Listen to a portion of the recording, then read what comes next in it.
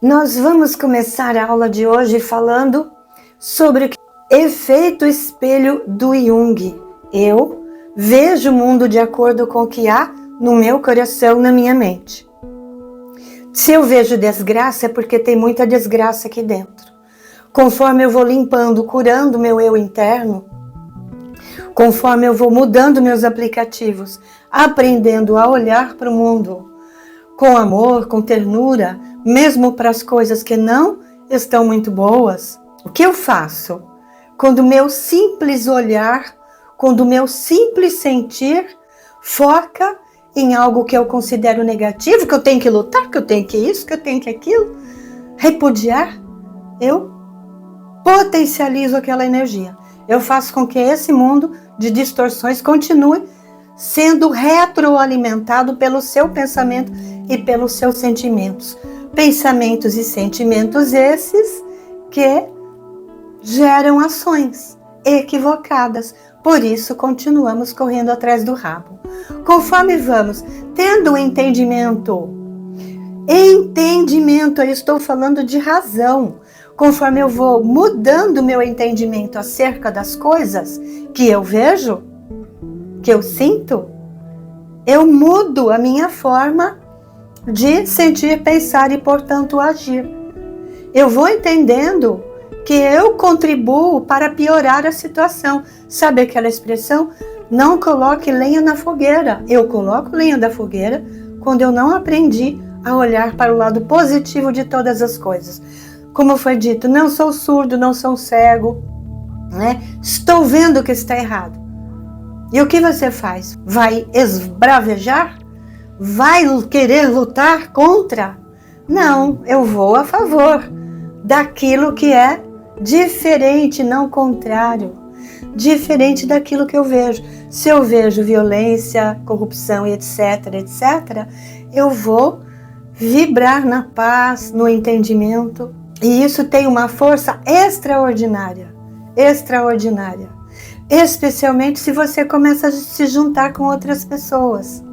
Então, a falta de articulação, por exemplo, na educação ambiental, na educação para a saúde, educação seja para que for.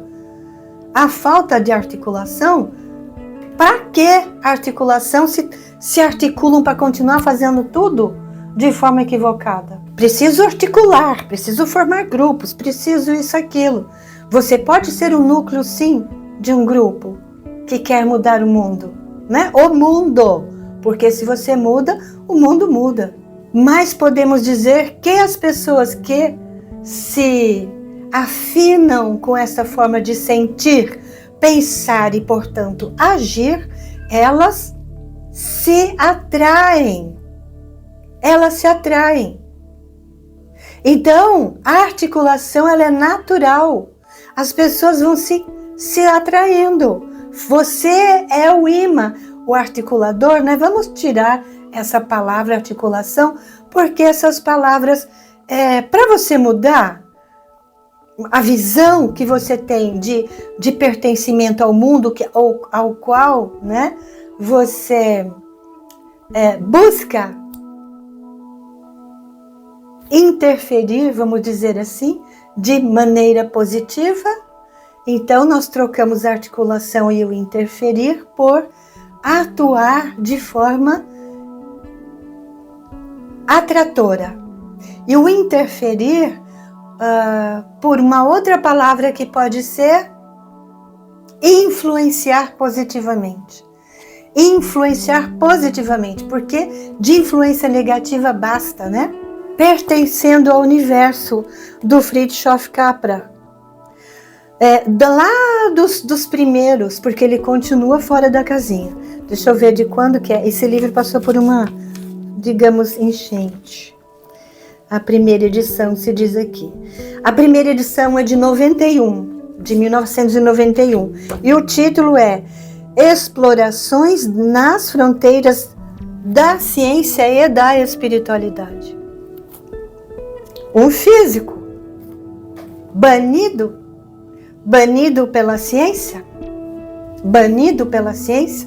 porque imagina, espiritualidade é uma coisa, ciência é outra. E o que nós podemos dizer? Como diz Dalai Lama, espiritualidade é tudo que produz mudanças.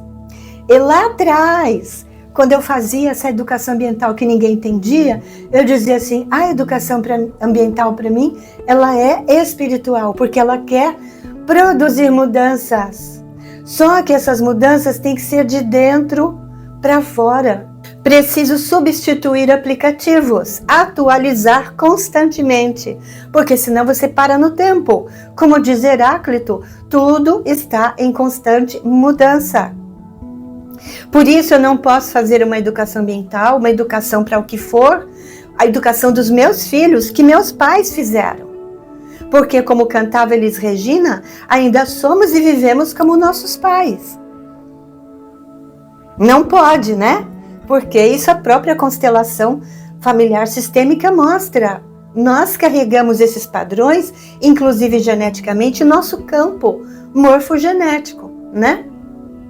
Essas informações estão aí, fazendo a gente repetir tudo igual. A gente muda um pouquinho, muda um pouquinho. Então não é derrubar um modelo que se construiu ao longo de tempos, mas agora que a frequência vibratória do planeta está mais acelerada, as pessoas estão mais aptas a entender esse tipo de coisa, nós precisamos só mudar a forma de fazer a coisa, como explicou a Madre Teresa de Calcutá ontem, né? Você faz a mesma coisa, só que com outra energia. Não com uma energia negativa, mas criando uma nova realidade, ou melhor, né? Co-criando uma nova realidade. Então, hoje nós vamos falar sobre a questão kármica, né? Como é que nós atraímos o karma. A humanidade tem karma, o planeta Terra tem karma, eu tenho karma. A mesma regra, eu já expliquei isso em outros vídeos e no começo dessa série, pequena série aqui, né? Isto aqui é um espelho. Eu espelho aquilo que está dentro de mim. Então, eu posso continuar. Então, vamos para facilitar. Vamos falar de karma, né? São as respostas às leis que compõem, que regem a nossa dimensão. A nossa dimensão. Por exemplo, né? Essa dimensão aqui. Aqui se faz, aqui se paga. Isso ambientalmente é bastante compreensível, não é? O que você faz vai ter o retorno.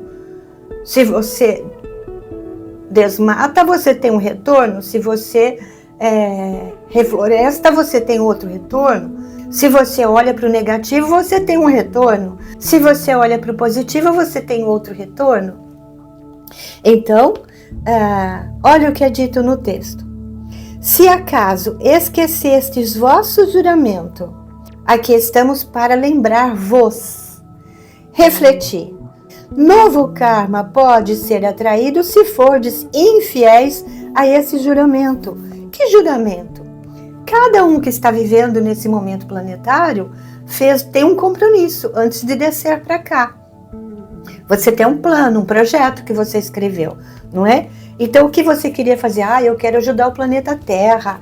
Você é professor, você é educador ambiental, você é médico. Quero seguir a minha jornada científica, porque um cientista não nasce cientista. Ele foi, né, avançando também. A alma dele também, né, é uma alma de cientista.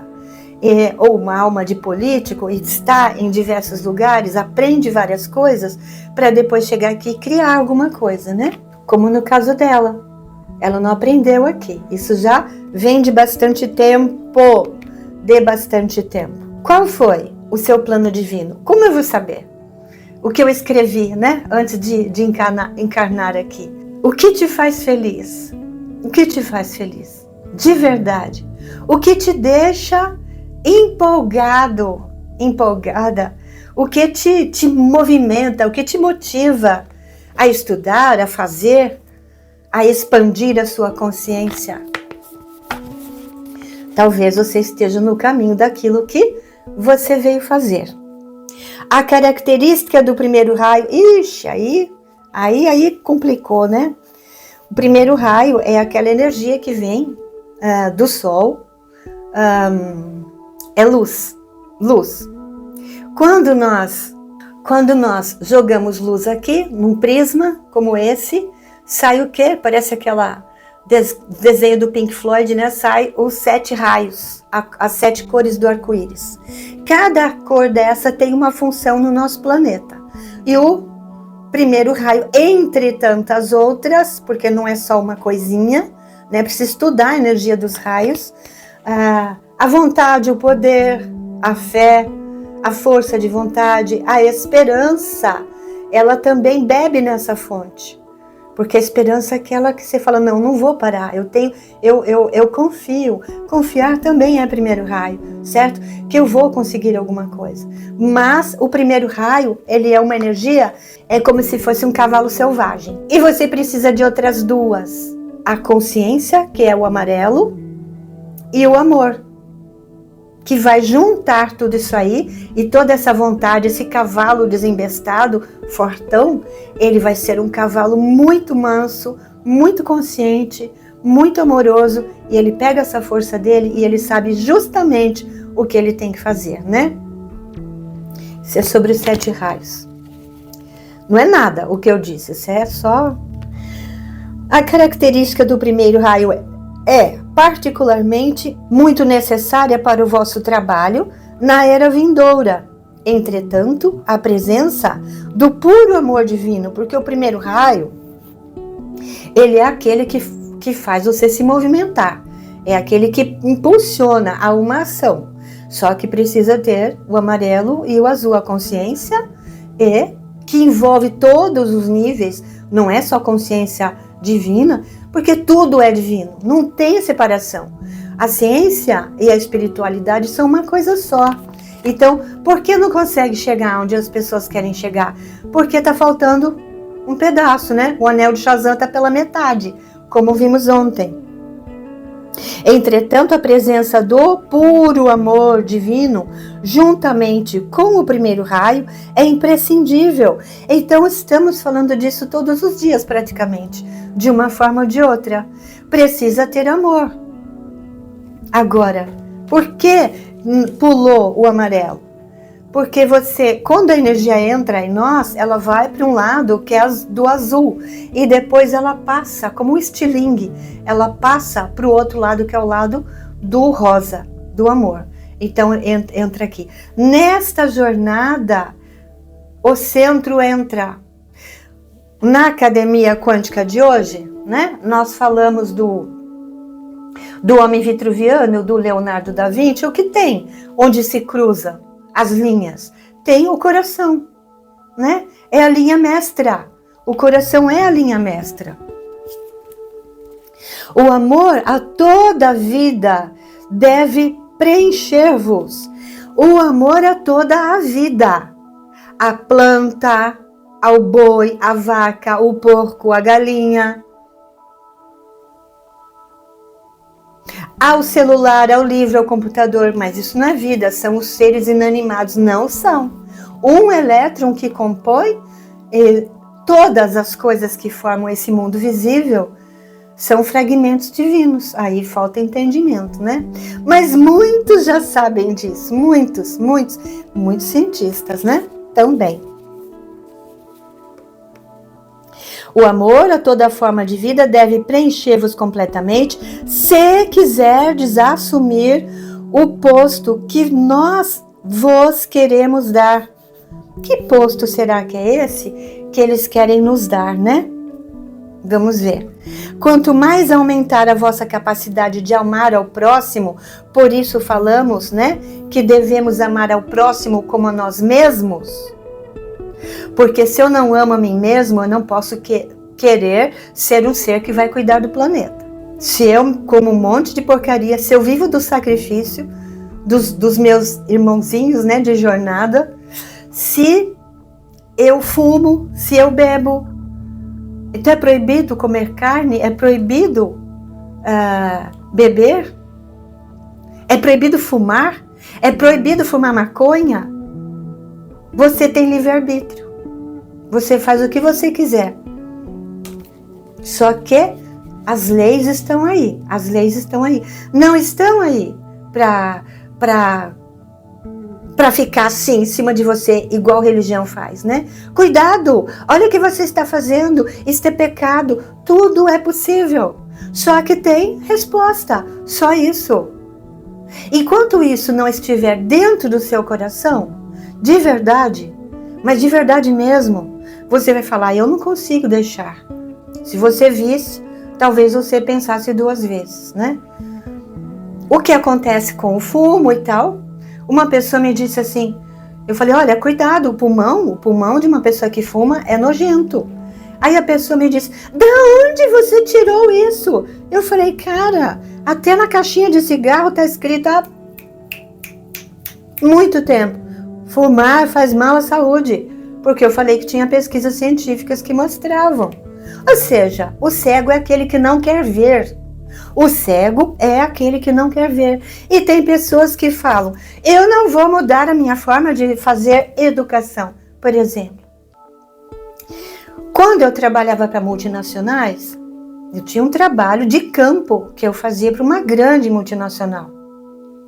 E nós íamos às comunidades parceiras da indústria que eu trabalhava.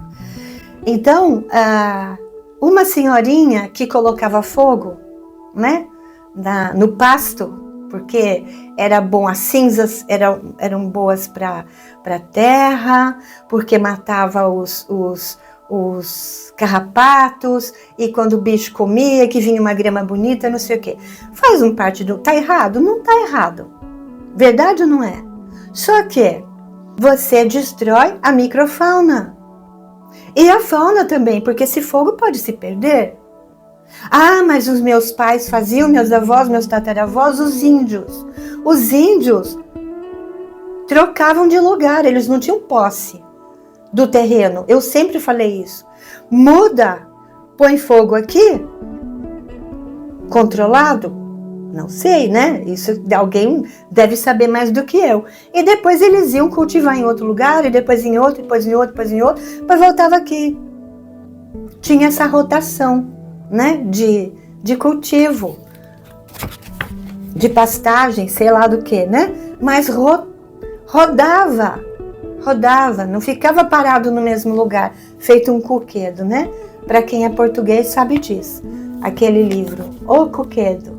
Isso para mim foi a coisa mais fantástica que eu li, a ponto de rir. Eu não sabia se eu ria ou se eu chorava, quando eu entendi o que estava nas entrelinhas daquele livro, né? Livro para criança.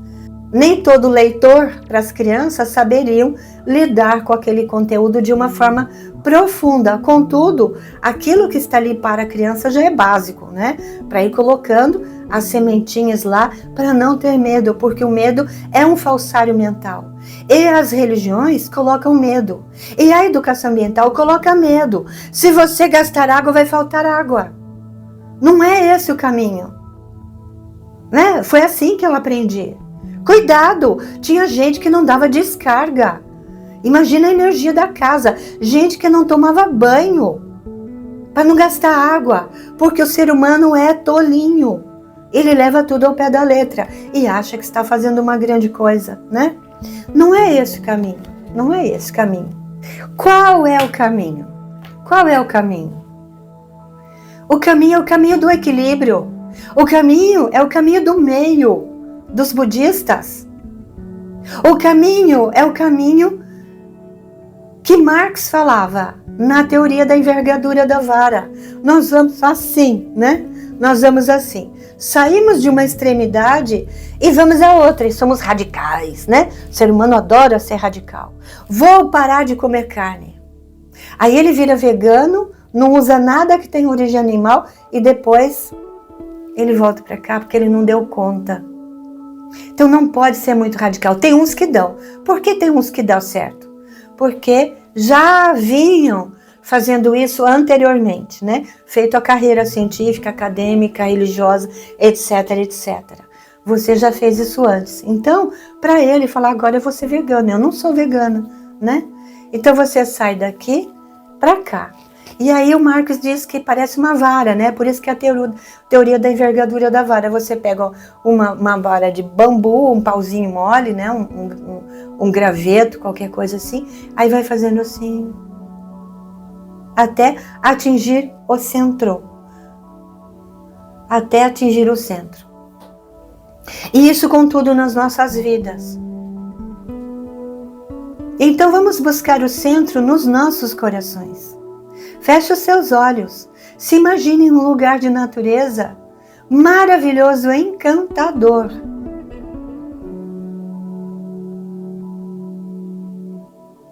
E agora parece que você usou uma droga, que você ficou com seus sentidos potencializados. E você abre os olhos, olha para sua mão, você vê saindo luz assim. Uau! Aí você olha para uma plantinha, tem um aro assim de luz em volta dela. Ah, estou doidão, doidona. E você olha para o seu coração.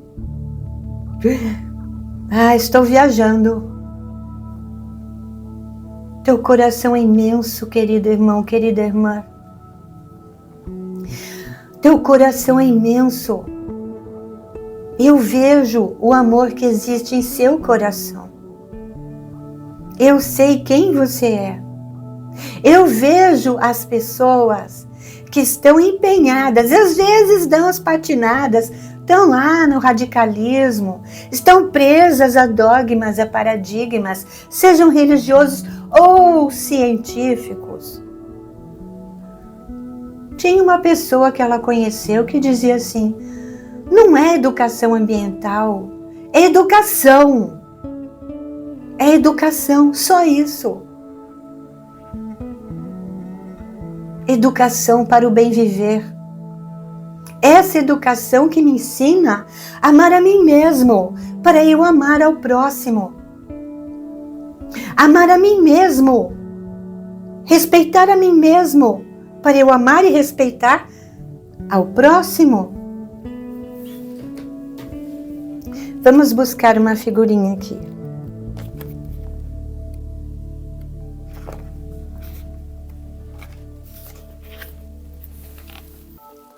Eu vou colocar grande para vocês verem. Equilíbrio, equilíbrio. E nos idos, isso aqui foi defendido em 95, então foi antes, porque o prêmio do SBPC veio na metade do tempo de mestrado, né? Esta metodologia Educação Ambiental de Corpo e Alma nasceu em 92, mais ou menos em 92 para 93, quando ela desenhava e foi inspirada por memórias que ela acessou dela mesma e escreveu o modelo das 5 fases, que preciso tomar contato. Ninguém pode amar ou se envolver com aquilo que nunca experimentou. Logo necessitamos tomar contato. E eu preciso aprender a tomar contato comigo mesma, comigo mesmo, com o que há de mais maravilhoso em mim, olhar para o meu coração. A segunda fase é o admirar. Se conhecemos e reconhecemos a dinâmica que rege nosso corpo, a natureza, podemos aumentar a possibilidade de admirá-los. Então, quando Jesus vai para o deserto, a parte que ele não conta, né? Não é contado na Bíblia, mas ele conta nas cartas de Cristo, ele olhava para um grão de areia e ele fazia isso, uau, né? E aí ele começa a lembrar quem ele era. E nós precisamos lembrar quem nós somos, aprendendo a desenvolver a admiração. O amor, né? Aí chega porque esses 2 anteriores são primeiros raios, né? E veio o amor. Primeiros raios, o azul e o amarelo. E daí vem o amor. A admiração poderá gerar amor. O quarta fase, respeito. O amor poderá gerar respeito. E, finalmente, a quinta fase é a conservação. O respeito poderá gerar a conservação e engajamento para ações de conservação do meu corpo. Em 92, mais de 20 anos, ninguém fala de mim, né? Ninguém fala. Ninguém sabe que eu escrevi isso. Talvez eu esteja chovendo no molhado e todo mundo já esteja fazendo essa educação ambiental aqui. Meu corpo, o estado biopsíquico, né? A parte física, psicológica, energética, de uma sociedade justa, de bens culturais ou naturais. Então, tudo está aqui. Mas começa onde? Na minha alma. Eu preciso aprender a buscar o equilíbrio entre o indivíduo, a sociedade e a natureza. Eu sou, porque eu estou aqui em cima, no topo deste desenho. Eu estou no topo. Eu gero o equilíbrio da sociedade. E a sociedade em equilíbrio vai gerar o equilíbrio na natureza. Será que é tão difícil praticar? Precisa começar de dentro para fora, né? Por isso, as 5 fases, né, que foi inspirado pelo Marco Sorrentino, eu fiquei com as 5 questões ecológicas, eu fiquei com o corpo e com a alma. E depois eu acabei ficando só com a alma, depois eu juntei o corpo de novo, né? Porque agora eu entendo essa parte mais eletrônica, a constituição mais física nossa. Então volta a fechar os seus olhinhos. Vamos buscar o equilíbrio mais uma vez. Nós a inspiramos a buscar o livro. Porque estamos trabalhando o quê? A teoria da envergadura da vara. Quanto tempo você quer demorar para chegar no caminho do meio budista? Nem cá, nem lá. Nada é radical. Eu simplesmente sou a transformação que eu quero ver no mundo. Estamos falando isso todos os dias. Então você olha para o seu coração, olha para o seu corpo. Uau, devo ter, acho que colocar alguma coisa na água que eu bebi. E aí você diz, que mundo maravilhoso. Que mundo maravilhoso. Inspira e expira com gratidão por você estar vivendo este momento maravilhoso, onde você é a transformação do planeta. Você é a transformação da sua família, da sua comunidade, dos seus alunos, do grupo a que você pertence, seu ambiente de trabalho, seus amigos. Você muda tudo à sua volta. E as maritacas passam ao longe, cantando, felizes. Eu estou ouvindo. O que você vai fazer daqui por diante? Amanhã é a nossa última aula. Esperamos fechar com chave de ouro e que você saia